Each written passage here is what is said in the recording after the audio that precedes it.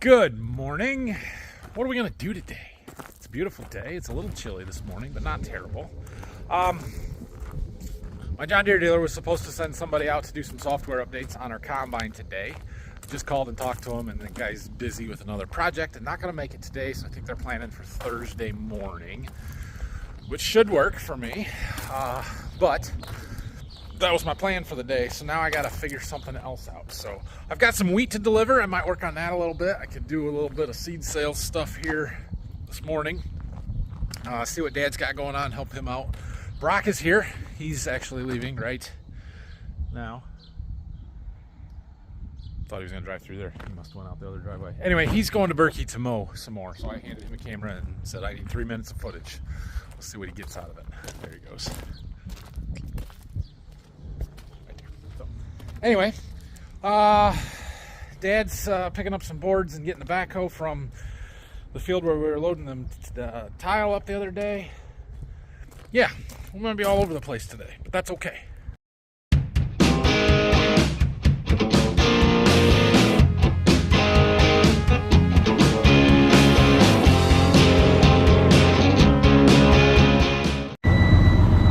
All right, I have come up with a plan. Sold some seed today, that's a good thing. Little computer updates, some work on some stuff. I have a lot of stuff to do on the computer some days, and it drives me crazy, but it's got to get done. So anyway, we're going to deliver some wheat. My wheat was delivered there on Friday. I've got one customer that gets 6 of those bags. I could put 6 on that trailer, but it's a lot, and the wheat bags are heavy, and I have to go a long ways. So we're not going to do that when I have a flatbed trailer for a semi already emptied, and all I got to do is put them on there, strap them down, and go. So we're going to use a semi to make a delivery here this morning, and then we'll be basically done with that. I got 2 more bags to go to other people, and then the rest of it's going to get picked up. And so actually just 1 more of those bags that I got to deliver, and I can do that with a pickup. So yeah, doesn't make great video, but it's what we're doing today. Maybe, if we get back in time, we might be able to take the ripper out. We'll do a little ripping. All right, some of this stuff is untreated right here. Creative use of a Sharpie. Untreated. There's 6 bags of that. That's what needs to go on our trailer. This particular customer has a seed treater, just like mine, so he treats his own. Well, I wanted to go side by side, but they're a little too wide. They were hanging over the edge, so I've got the length. We'll just put them all in a row. Just means I gotta go find some more straps. Not bad. All right, we need 2 more straps. I don't have them here. We'll have to take it to the farm. It's fine. It'll be fine.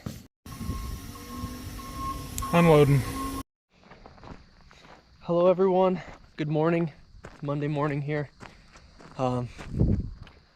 This is a Berkey farm. We're gonna do some more mowing today. We did this field on Friday, 75-acre field here right behind the home farm. Next field we're gonna do is right over the river there, the creek. So we gotta go out and around to get to it, but tractor's moved. I don't know if anybody did any more mowing or what, but check the oil, see how that is here, and we're full. So we're gonna fire the tractor up here, get it to the field. It's literally right there, and start mowing. We got about, no, it's about a 100-acre field, but we only need to do about 75 acres of it right now, and we'll see about the other 20-25 acres, but let's get started. Well, here we are mowing. Been going good. We got about half of this section of the field that Nathan wanted me to get done today done already, and tractor's running good, mower's doing a good job. No complaints. It's not too hot, this tractor, even though it doesn't have AC. We're just cruising right along. Like I said, mower's doing good, chopping it all up, and yeah, we're just cruising right along. We're getting up to this house lot up here. got that, then it jets back up to the road right there, and then we got another house lot. So just a couple things to go around when we get up here, but yeah, no complaints, and we're just gonna keep on trucking. I'll let you know how it's going a little bit later. Yeah, I don't know about you guys, but it's pretty satisfying when you don't have auto steer and you're trying to, you know, get perfect paths. You know, we're down, we got that side all done, we got that side all done, and look at this. This path, I don't know if you can see it right there, but it's a perfect 15-foot pass pretty much, maybe 14 foot, but 6 inches on each side. Pretty satisfying when the last pass is a perfect pass. You don't got to go back and get the little sliver of clover or anything like that. So yeah, you don't need auto steer. No, not at all. But thanks, Mark, for the sprayer tracks. Those really help. Well, I haven't filmed in a little while, but we're about done with this field.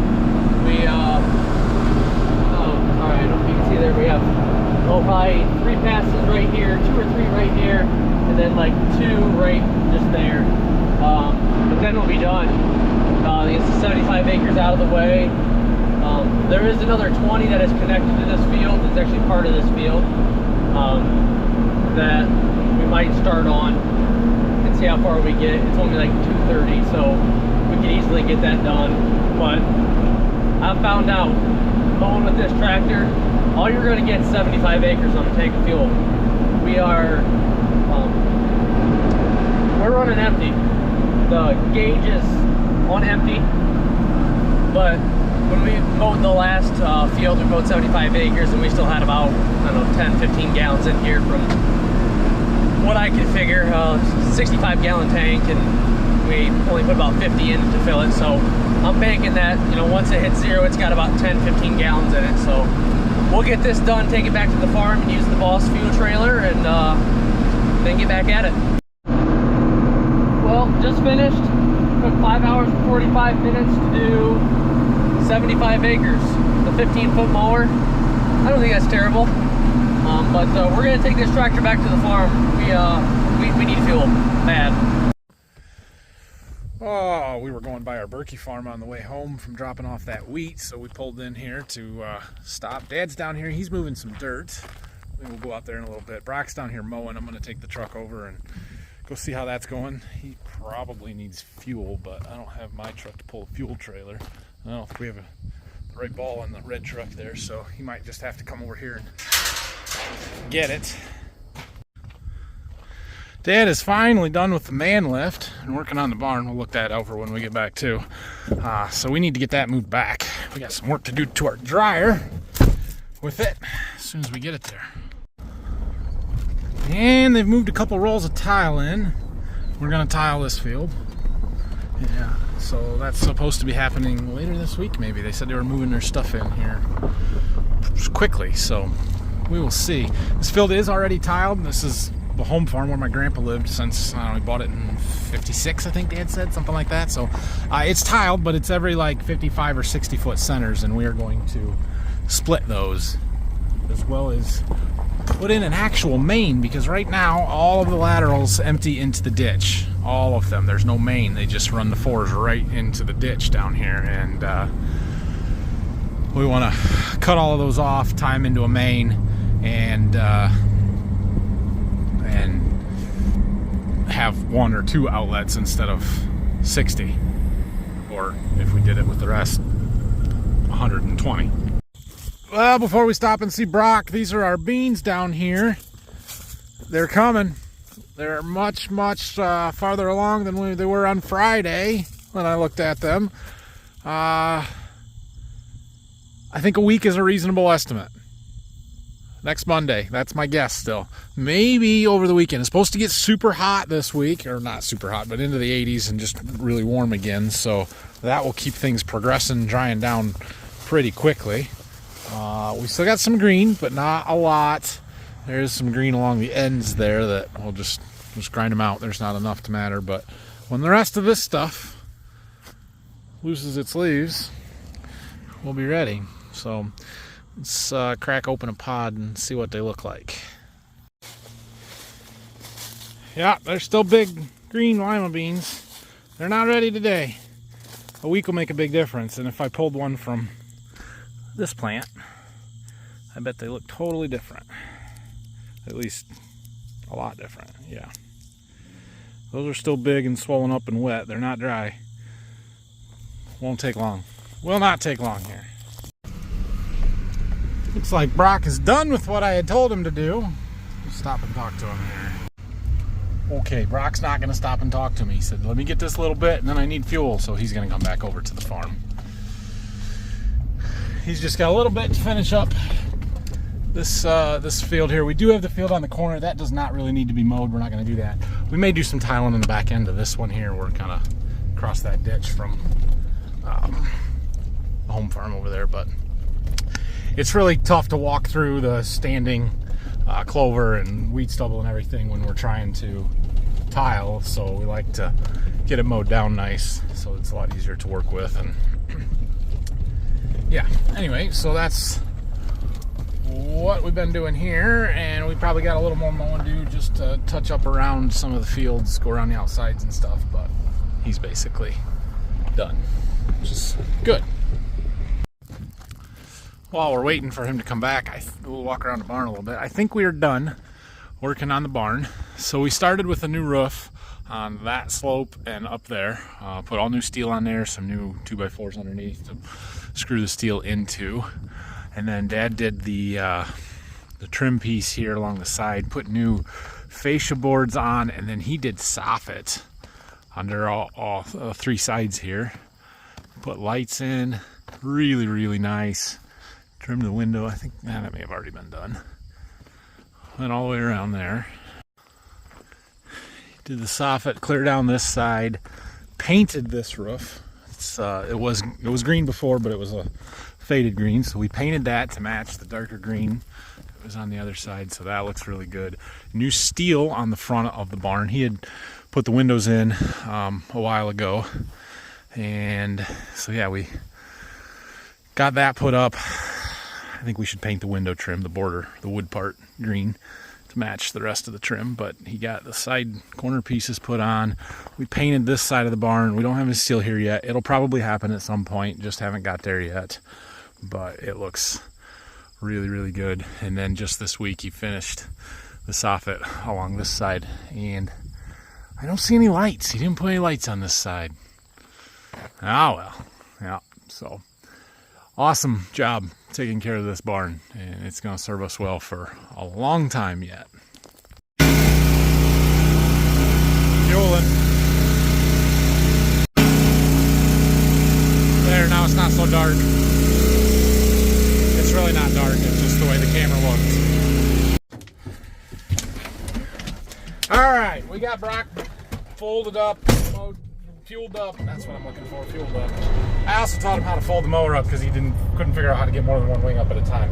That tractor, the mower, there's 3 different hydraulic hoses, but they're kind of like one way where there's only pressure on one side and you just gravity to unfold them. Anyway, that tractor's only got 2 outlets. So when you move the lever one way, it picks one wing up. When you move it the other way, it picks the other wing up, but then the first one goes back down and you gotta go real fast. Whatever, it works, it's fine. So he's gonna go back over and mow around the outside of the stuff that we didn't do, the field next door or across the road, mow around the perimeter of that one, and then be done with the mower down here for now. We're going to leave it here until we're done with soybean harvest so that we can mow around the perimeter of the soybean fields, and then we'll get to move back to Waldron. So I'm going to head back and we'll see what time it is when we get back and what we can find to do back at the home farm. All right, well, we made it back. Got a little bit of time yet. We're gonna get the ripper out. We've got about a 18-acre field up the road a little ways. The wheat stubble, Dad sprayed it a week ago. No tile lines, anything like that. It needs to be worked down, so we're gonna go and do it. Make sure our ripper's still working the way we want it to. Try and get everything dialed in, set up right. Chances are this is about the only ripping I'm gonna do all fall. Maybe not. Well, I probably won't do a lot. Alright, here is our target field. Wheat stubble that had clover growing in it. The clover is dying because Dad sprayed it last week. The volunteer wheat is dying. Everything's dying. tremendous clover stand. It was really thick here, and we're gonna bury it once I get this set how I want it. Might take me a minute here. Oh boy, she is pulling hard. We've only got the ripper set at 8, which is not very deep. It'll go up to 16, so we're only half as deep as what we could be pulling. I've never pulled to 16. We can't do that in our soil. I like to be at 9, but we're struggling to pull this as it is. I do not like this number down here, 27% slip. We need some weight. I think we need to add some weights. So we used to add and remove weight to this tractor quite a bit. For fall, we'd put more weight on. For heavy tillage, take it off in the spring when we're just pulling a field cultivator. We didn't need to wait. Once we bought this ripper instead of our old sunflower chisel plow, I always thought it pulled a little bit better, and we didn't actually need all that extra weight. Right now, we need it, and we're gonna have to put it on after this field, I think. The ripper is working and seems to be doing a pretty nice job. We have a lot of residue here, so to expect it all to be gone and to be black is unrealistic, but it is burying it pretty good, at least knocking it all down. That clover will break down, turn into organic matter, and really feed next year's corn crop. I really like the clover that we've got growing out here. That's going to be really nice, but it's a little slow going. This is going to take a little while, and we might have to shallow it up just a little bit. Well, it's going. We're getting there. It's just pulling pretty hard. That's okay. First long pass past the house lot here. Alright, we got a decent stopping point, or just gonna get out and look and see the job that we're doing. It's not super smooth. We got a lot of residue, so it's just not leaving it quite as smooth as what we can do in bean stubble or even wheat stubble that does not have all this clover side in it. But that clover is going to be really good for us, and it's going to break down, getting it in contact with the dirt and the microbes and everything that are in the soil. It's going to help it decay and break down and release the nutrients to our corn crops for next year. So that's okay. That's what we want. The field cultivator will be able to level this out real nice. It may hang a little wet in the spring from all the residue here. You can bury this stuff, but then it just kind of doesn't let it dry out real good in the spring sometimes. So, but we are fracturing the soil, breaking everything apart, lifting that compaction. I like the job we're doing. That tool is a heck of a tool. It's better than a straight chisel plow. It's better than just a disc. It's, you know, doing 3 or 4 jobs at one time, and does a pretty good job of it. So anyway, we'll keep marching our way across here. It's not a big field, but we don't go very fast. So alright, so let's talk about what we are doing here a little bit more in depth, since this is the time that I have to do it, basically. So we're running our big 9R. It's a 9510R. We got 510 engine horsepower here, and we are using all of it. I'll show you the gauge here in a minute.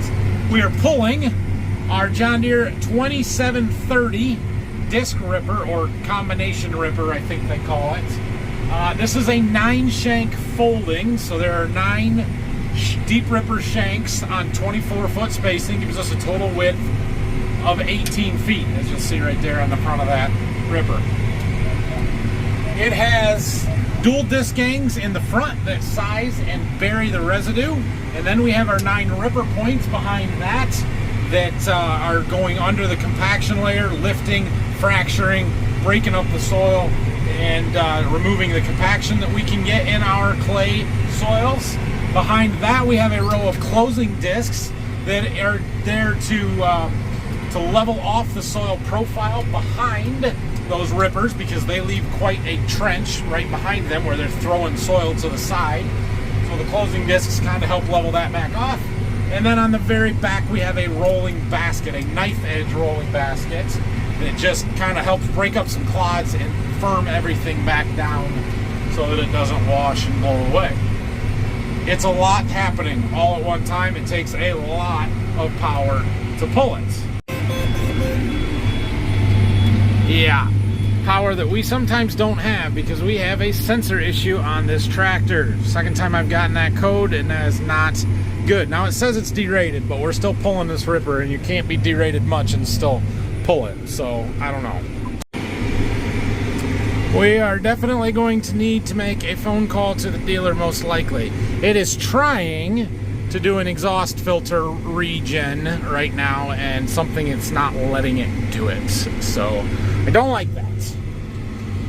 Problem with exhaust stuff on tractors, and why old tractors are sometimes better. Anyway, this disc ripper, speaking of problems and why old stuff is sometimes better, I really like this disc ripper. It does a phenomenal job, but it has computers on it, which means lots of sensors. We've talked about that in a couple of recent videos, trying to trace down a sensor issue that we did find and fixed, and everything is working really well on it, and I really like that. Can be frustrating when it's not. But let me talk about the true set tillage portion of this. Oh, and while we're doing that, right here is our kind of power meter. Yeah, we are derated because it is not moving, and usually that pegs out or goes a little high. It's only running 1970, 2000 RPMs. We should be pulling this a little better. I don't know. I don't know what to do about that. As long as we can keep moving, we're going to keep moving, but we're going to have to get that fixed. Point being, so we have this true set tillage, and this allows us to customize all 4 of those different components independent from one another right here from the cab. So if I want to go a little bit deeper, all I have to do is click here and hit that arrow and set it exactly where we want. Right now we're targeted at 7.5 inches deep on our ripper. I shallowed it up just a little bit from the 8. We can also adjust our closing discs. If it doesn't look level enough and smooth enough behind it, I can adjust the depth of those to try and get it to do a better job. We can adjust our baskets and how much pressure is put on those in order to make it firm more or less. The one on the front here is the disc gangs. The disc is totally independent from the ripper shanks. If I move one of them, it will adjust the other to maintain that depth. So right now I've got it set for 2-inch depth on the disc, so I want the bottom of those discs to be 2 inches in the ground, and I want my ripper points 7.5. If I was to move my ripper points to say 9 inches deep, well, then everything's going to get set down, and it would move the discs on the front down another 1.5 inches, and it would move the closing disc down 1.5 inches. And we don't want that. We want our discs to stay the same. So it will automatically compensate and adjust them all independently, which is really pretty neat to watch. This also, because it's all computerized, allows us to do a lot of different things, like have some presets here. So if I would, I want to have different settings for these for different conditions, I can do that. And then you can flip between them just with a touch of a button. And we can set them up different for different things and name them, and that is really cool. We don't use it as much as maybe we could or should, but it is pretty neat. But even beyond that, if we really wanted to, I could go into my John Deere on my computer and I could make up a prescription map for the tillage. I've never done that because I wouldn't even know where to start on how to make one, but just like I make variable rate seeding maps, fertilizer maps, we could make a variable rate prescription map where it will change the depth automatically as you go through the field.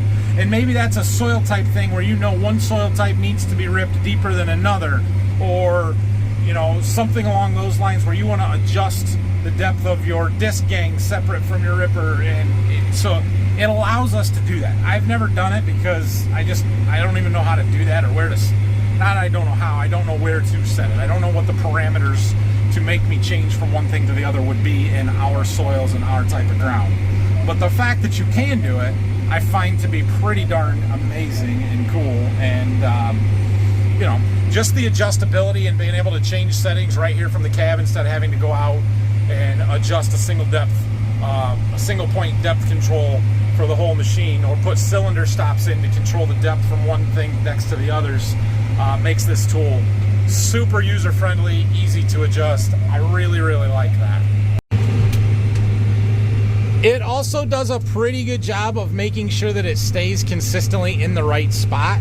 Every now and then you can see the hydraulic hoses on the inside of the frames there jumping around.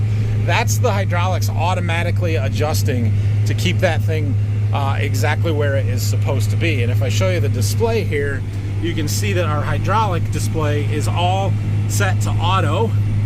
And number 4 there is the little triangle that's clear at the end there, means that it is on and has pressure.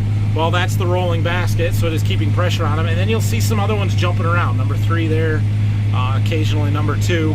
That is the Ripper using its sensor data and adjusting to make sure that everything's in the right spot.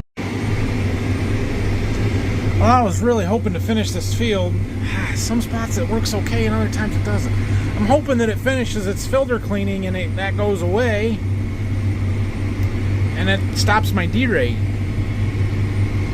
But there are points in time where we're really struggling to move, and I'm wondering if I need to pull out of here. But we're 5 miles from the farm, and I would rather get this little field done so I don't have to come back up here.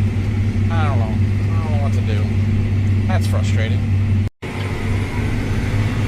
All right, I was able to go into the computer and disable the automatic filter cleaning regen process.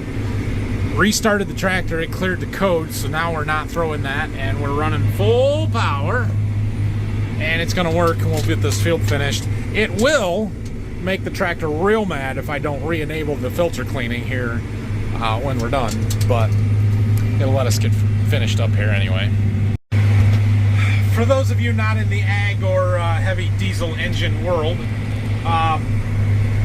the federal government in the United States has imposed emissions regulations over the last 15, 20 years, or however long it's been. It's been a long time. And these tractors since about 2012, 13 model years, this is a 14, on the John Deere side anyway, have what is known as a DPF, EGR and DPF. So EGR stands for exhaust gas recirculation. So essentially the exhaust standards that the government set limits the amount of particulate matter, which would be like soot, the black smoke that you see coming out of diesel engines, and nitrous oxides that can be emitted. And so the way that John Deere chose to control the nitrous oxides was to use an EGR, exhaust gas recirculation, where it's actually taking some of the exhaust gas coming out of the engine and cooling it and recirculating it back through the engine to re-burn it, burn up some of those nitrous oxides running at high temps, which controls that, but it does not control the soot and the particulate matter. And so in order to do that, they added a DPF, or a diesel particulate filter, on the exhaust. That's what's inside this big canister here on the muffler, and essentially it captures that soot and does not allow it to come out through the muffler. The problem with that is that every so often, about 20 to 25 hours, that filter gets clogged up with these particulates, and then they're getting too much back pressure. The engines don't run very well, and so in order to fix that, it goes through a cleaning process where it actually injects fuel into that diesel particulate filter and just burns it at searing hot temperatures. I don't know what they are, but well over 1,000, 1,500 degrees, and it burns that particulate matter up, so thereby cleaning that filter and allowing gases to pass back through it easier. It works, it's just causes so many problems on this equipment. It's just a nightmare to deal with. The electronics and all of the computers necessary to determine how far to open the recirculating valve, and all of the components that it adds, and it makes the engine itself much less efficient to have all of the exhaust controls on there. It got worse after this model tractor. They lowered the standards even farther, particularly on the nitrous oxides, and so now the newer tractors in the combine have, in addition to an EGR and a DPF, an SCR system, a selective catalytic reduction something like that. essentially, that's what we use DEF for, diesel exhaust fluid. There's a lot of abbreviations here. But by injecting that DEF into that exhaust catalyst chamber, its DEF is urea and water, and it uses the nitrogen in there, reacts with the exhaust gases, and it forms N2 gas and carbon dioxide, I believe, instead of nitrous oxide. And so that's what that's for. It adds a whole nother layer of complexity to these engines, a whole nother, you have to transport DEF, and most of it comes in plastic jugs and cardboard. The benefit to the environment is totally outweighed by the entire system to provide it, and the cost to do so, and the diesel fuel that you've got to burn to do it. It's just ridiculous. But it's what we have to have on these in order to be able to buy them and for them to sell them in the United States right now. So this is what we deal with. And now we have sensor issues all the time in tractors that don't run like they're supposed to, and don't just freaking work because they have exhaust component problems. And it's super frustrating. Okay, well, we're just down to these end rows here, and then we'll wrap this one up and head back to the farm. Overall, it worked up really nice. Everything worked pretty well except for the tractor throwing an error code. The ripper worked. So we got to get that addressed, look into it a little bit, see what we can figure out. We might be able to do a parts regen and at least make it operational for a while yet. But yeah, other than that, we're in good shape.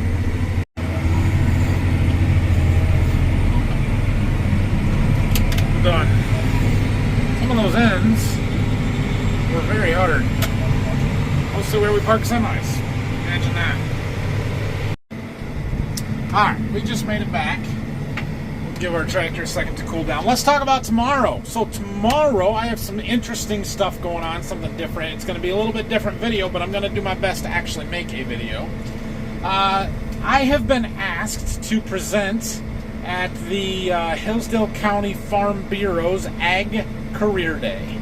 Now, I used to be involved in a group called the Hillsdale County Ag Council, and we started back then doing a FFA Career Day. Basically, we invited all of the FFA chapters from across the county, and had 8 or 10 presenters showcasing different careers in the agricultural field, trying to get kids interested in, in seeing all of the different opportunities there are within agriculture.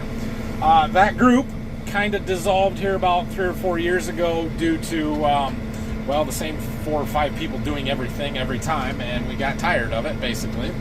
But the Farm Bureau has taken that event on, or started it back up this year, and so I am going to present, not as a farmer, not even as a seed dealer, as a social media influencer. So we're going to talk about it, and hopefully I'll get some video from it, maybe even get some kids on. I don't know. Am I allowed to do that? I don't even know.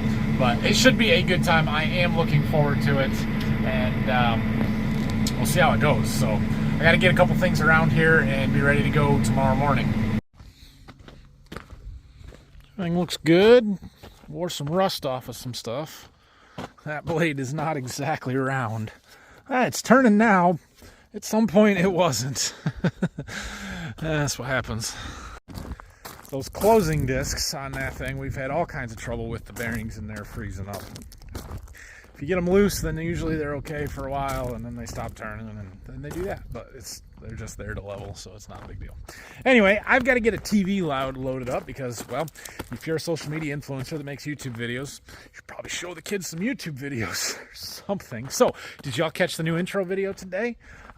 Same format, just updated some pictures. We got the 8RX in there. We got the new combine. So I thought that one was pretty good. Let me know what you think there. What I really need to do and would like to do, just haven't gotten to it, is to create a new, like a welcome video. I know on YouTube when you go to somebody's page and you are not a subscriber, there's an option to see a video like welcoming you to the page kind of thing. And I need to make one of those. I thought about doing it. I ran out of time. So anyway, I think that is all for tonight. I need a screwdriver. I'm going to get this stuff loaded up, ready to go for tomorrow. And then we're going to go and do that. It's not going to take all day, morning and early afternoon. We'll come back and see what's going on in the afternoon. I'm going to have my kids, I think. But yeah, thanks for watching today. Subscribe to the channel if you haven't already. Make sure you give me a thumbs up on this video. Really appreciate that. Harvest is coming. It's coming quick. They're going to get real good here real fast. So have a great night, everybody. We'll see you tomorrow.